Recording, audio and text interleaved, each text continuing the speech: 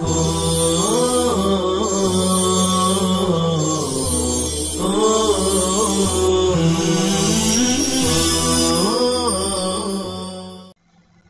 اللہ الرحمن الرحیم۔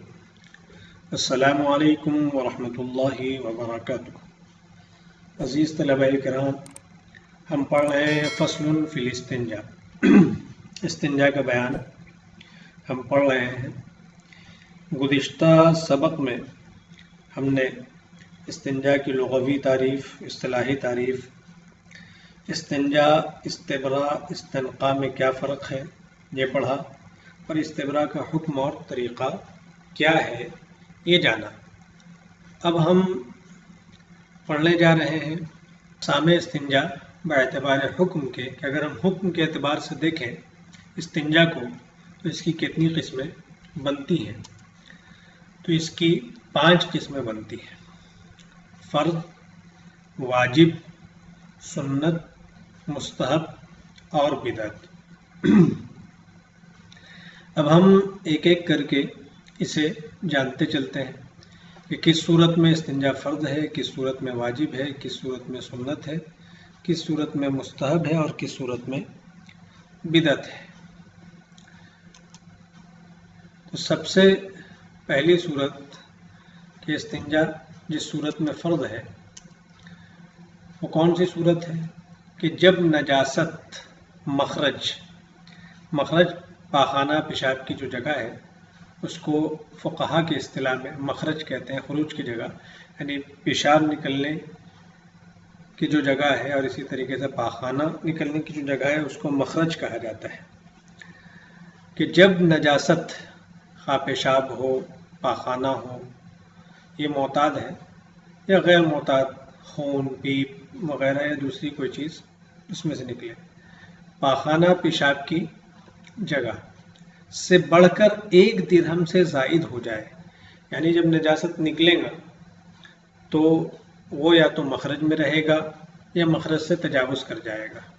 اگر مخرج ہی میں رہتا ہے، مخرج سے تجاوز نہیں کرتا ہے، بڑھتا نہیں ہے، پھیلتا نہیں ہے، تب تو استنجا کرنا سنت ہے۔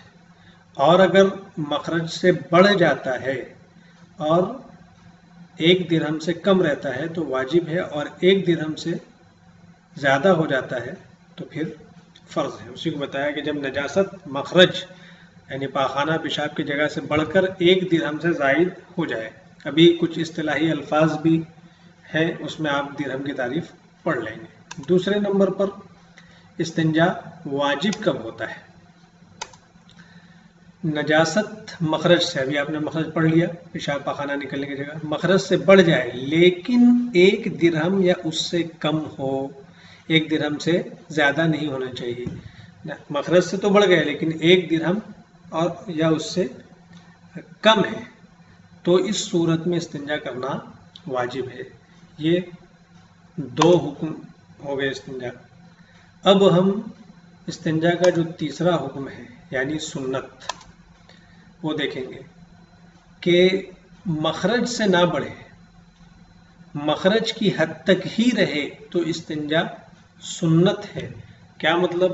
یعنی جو ہمارے پیشاب کا راستہ ہے اس سے نکلنے کی جو جگہ ہے اس کے منہ پر پیشاب کا کوئی اثر نہ ہو، اسی طریقے سے پاخانہ نکلنے کی جو جگہ ہے تو اس کے منہ پر یعنی منہ سے جو باہر ہے اس پر کوئی پاخانہ کا اثر نہ ہو، تو مخرج سے نہ بڑھے، مخرج کے اندر ہی رہے، تو اس صورت میں استنجا سنت ہے۔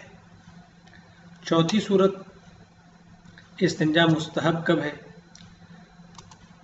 تو صرف پیشاب کی صورت میں استنجا مستحب ہے، یعنی پیشاب کیا، پیشاب کرنے کے بعد اچھے سے وہ استبرا کر لے اور پیشاب جو آلہ تناسل ہے انسان کا، پیشاب کے جو راستہ ہے اس پر کوئی پیشاب کا اثر بھی نہ ہو، پھر بھی پانی لینا اور استنجا کرنا یہ کیا ہے؟ مستحب ہے۔ یہ چیز ہماری کتاب کی عبارت میں نہیں ہے، البتہ حاشیہ میں، اسی طریقے سے علم الفقہ وغیرہ دیگر فقہ کی کتابوں میں ہے، حاشیہ کے اندر یہ چیز آپ کو مل جائے گی۔ 5ویں چیز ہے کہ استنجا بدعت ہے۔ کس صورت میں بدعت ہے؟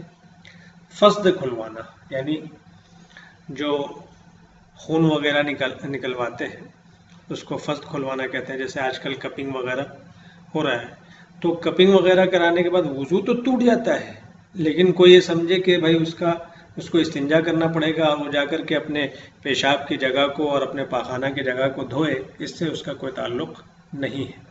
اسی طریقے سے خروج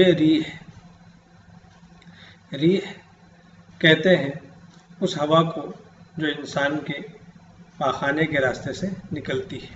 تو اسی طریقے سے خروج ریح یعنی ہوا نکلے اور اس کے بعد وہ سوچے اور استنجا کرنے کے لیے جائے، تو یہ کیا ہے؟ بدعت ہے، اس کا کوئی ثبوت نہیں ہے. اس لیے کہ ریح جو ہے یہ پاک ہے، ناپاک نہیں ہے. آپ کہیں گے میں ناپاک نہیں تو وضو کیوں ٹوٹ جاتا ہے؟ اس لیے کہ اس کا گزر جو ہے وہ پاخانہ کی نالی پر ہوتا ہے، تو اس اندیشہ سے کہ ہوا کے ساتھ کچھ پاخانہ کے ذرات بھی چلے آئے ہوں گے، اس بنا پر فقہا نے کہا کہ خروج ریح سے ہوا مطلب وضو ٹوٹ جائے گا. تو کوئی ریح خارج ہو جائے اور اس کے بعد استنجا کرے تو یہ بھی بدعت ہے. اسی طریقے سے سونے کے بعد استنجا کرنا بدعت ہے. یعنی سو گیا، اب سو کر کے جب بھی نیند کھلی تو اب جا کر کے وہ اپنے پیشاب اور پاخانہ کی جگہ کو دھو رہا ہے، تو یہ چیز کیا ہے؟ بدعت ہے. اس کا کوئی ثبوت شریعت میں نہیں ہے. یہ حاشیہ میں یہ چیز لکھی ہے. تو یہ 5 صورتیں ہوئیں احکام کے اعتبار سے. نمبر 1 فرض، نمبر 2 پر واجب، نمبر 3 پر سنت، اور نمبر 4 پر مستحب، اور نمبر 5 پر بدعت. اب جب ہم نے استنجا کی ان چیز کو پڑھ لیا، جان لیا، تو اب ہم دوسرے نمبر پر آتے ہیں. کچھ اصطلاحی الفاظ ہیں جن کا جاننا ضروری ہے. اصطلاحی الفاظ جیسے اصطلاح کی تعریف کر دی گئی ہے. اب ہم جو اپنی عبارت پڑھیں گے کتاب کی تو اس کے اندر سبیلین کا لفظ آئے گا. اسی طریقے سے آپ سن رہے تھے کہ درہم سے بڑھ جائے تو غسل فرض ہے، درہم سے کے برابر ہو یا کم ہو تو غسل فرض نہیں ہے. تو درہم کیا ہے؟ اسی طریقے سے جنابت، حیض اور نفاس، یہ الفاظ بھی ہمارے سبق میں آنے والے ہیں. سبیلین کہتے ہیں، سبیل کے معنی راستہ ہوتا ہے. تو 2 راستے یعنی پیشاب و پاخانہ کا جو راستہ ہوتا ہے اس کو فقہ کی اصطلاح میں اور فقہا کی اصطلاح میں سبیلین کہا جاتا ہے. تو سبیلین کا ترجمہ نہیں کیا جائے گا، اس لیے اس چیز کو آپ ذہن میں بیٹھا لیں کہ پیشاب و پاخانہ کا جو راستہ ہے اسے سبیلین کہا جاتا ہے. درہم چاندی کا سکہ ہوتا ہے. پہلے جو سکہ وغیرہ چلا کرتا تھا وہ چاندی یا سونے کا ہوتا تھا. سونے کے سکے کو دینار اور چاندی کے سکے کو درہم کہتے ہیں. اب آج کے زمانے میں ہم کیسے سمجھیں گے؟ تو بتایا درہم کا جو وزن ہے، درہم جو ہے 3 گرام 61 ملی گرام. یہاں پر ایک چھوٹ گیا ہے لکھنے میں. 3 گرام 61 ملی گرام 8 مائکرو گرام کا یہ کیا ہوتا ہے؟ ایک درہم ہوتا ہے. اسی لیے بعض لوگوں نے مائکرو گرام کو نہیں جوڑا ہے اور لکھ دیا 3 گرام 62 ملی گرام. تو دونوں مطلب ایک ہی چیز ہے. تو اس کو چاندی کے سکے کو درہم کہا جاتا ہے جس کا وزن یہ ہے. تو اگر اتنی مقدار میں 3 گرام 62 ملی گرام یعنی سمجھو کہ 3.5 گرام سے زائد 4.25 گرام کے قریب اگر ناپاکی لگ جاتی ہے، نجاست یعنی پاخانہ وغیرہ کیا ہے اپنے مخرج میں لگا ہوا ہوتا ہے، تو اس صورت میں استنجا واجب ہے. اور اس سے زائد لگا ہوا ہوتا ہے تو پھر فرض ہے. تو یہ درہم ہوا. پھر آپ پڑھیں گے غسل کا طریقہ جو ہوگا اس کے اندر جنابت آئے گا. تو جنابت کس کو کہتے ہیں؟ جماع، انزال یا احتلام کی وجہ سے غسل کی جو حالت ہوتی ہے اس کو جنابت کہتے ہیں. جماع میاں بیوی کا آپس میں ملنا اس کو جماع کہا جاتا ہے. انزال یعنی بیداری کے حالت میں منی کا جو خروج ہوتا ہے اس کو انزال کہتے ہیں. احتلام سونے کے حالت میں جو منی کا خروج ہوتا ہے اس کو احتلام کہتے ہیں. تو انزال بیداری کے حالت میں اور احتلام یہ سونے کے حالت میں، اس کو جنابت کہا جاتا ہے. حیض بالغ عورت کے رحم سے یعنی جو اس کی بچہ دانی ہوتی ہے آنے والا وہ خون جو مخصوص ایام میں آئے، جس کو ماہواری بھی کہا جاتا ہے. اور MC وغیرہ بھی کہتے ہیں. تو یہ اس کو حیض کہا جاتا ہے. عورتوں کو بالغ جب عورت ہو جاتی ہے تو ان کے بلوغت کی علامت ہے کہ ان کو حیض آتا ہے. نفاس وہ خون جو عورت کو بچے کی پیدائش کے بعد آئے، خواہ بچہ مکمل پیدا ہو یا ناقص پیدا ہو، بچے کے پیدائش کے بعد جو خون آتا ہے اس کو نفاس کہتے ہیں. تو یہ چند اصطلاحی الفاظ تھے جن کا جاننا ضروری تھا. اب ہم آتے ہیں اس کے بعد حکم الاستنجا، استنجا کی طرف. تو استنجا کا جو حکم ہے اسے پڑھنے سے پہلے ہم ایک دفعہ اپنی کتاب کی طرف جانا چاہیں گے تاکہ آپ کتاب بھی دیکھ لیں.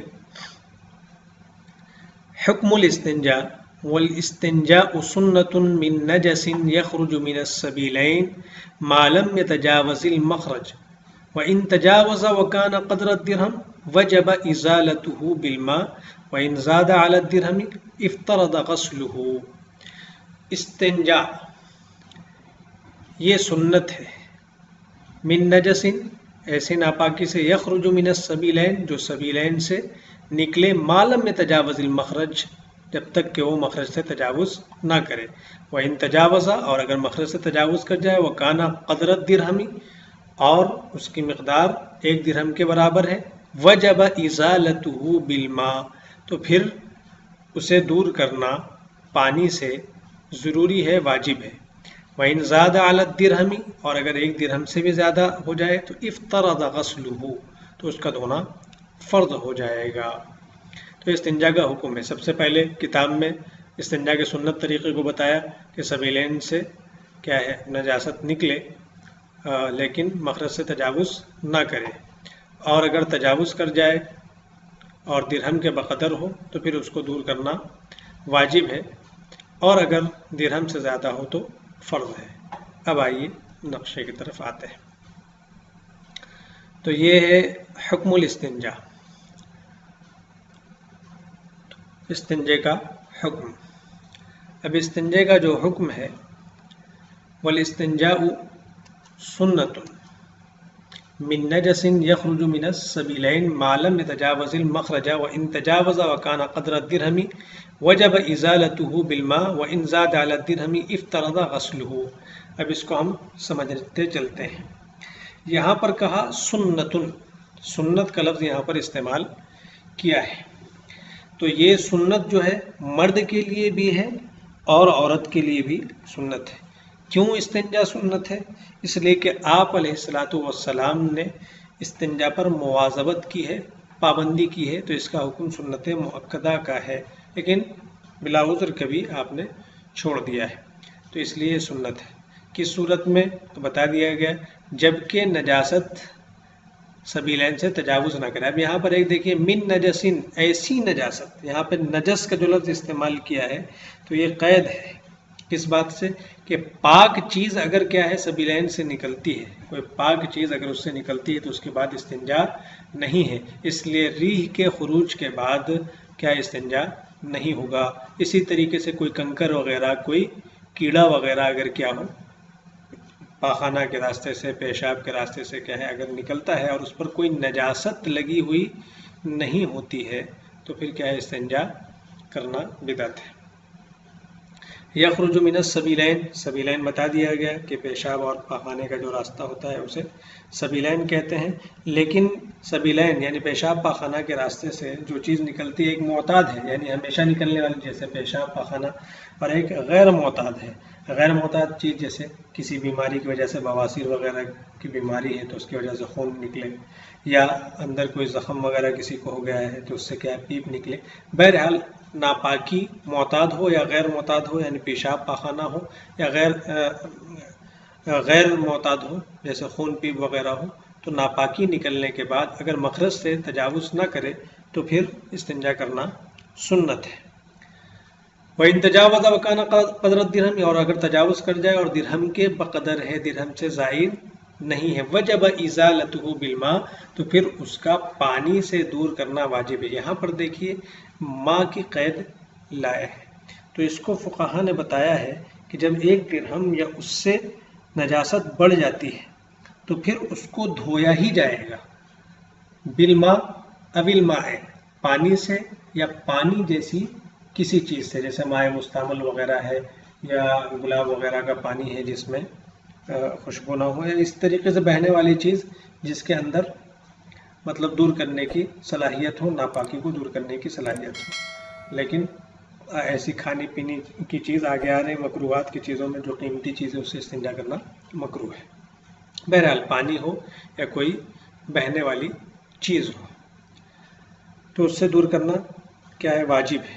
तो पत्थर वगैरह से यहाँ पर नहीं चलेगा।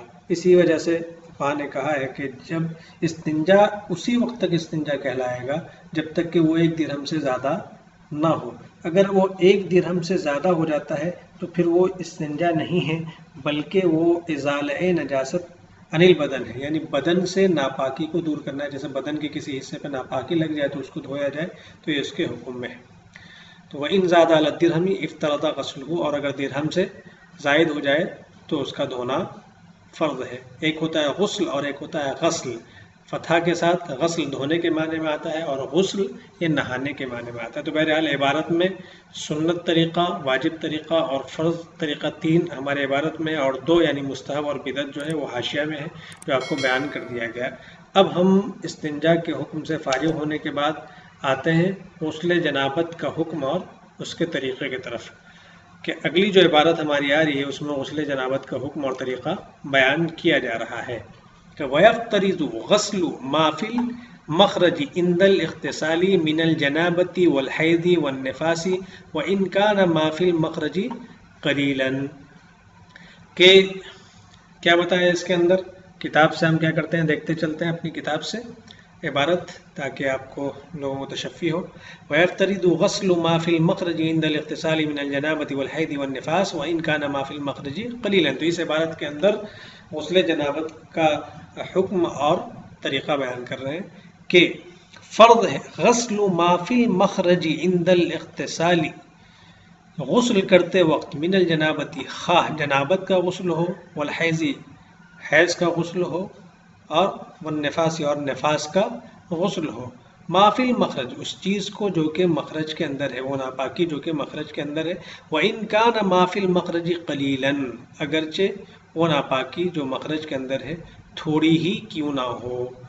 तो इंसान के ऊपर जो गुस्ल वाजिब होता है तो वो 2 सूरतों में वाजिब होता है, या तो जनाबत की हालत में, या फिर हैज़ की हालत में, या निफास की हालत में।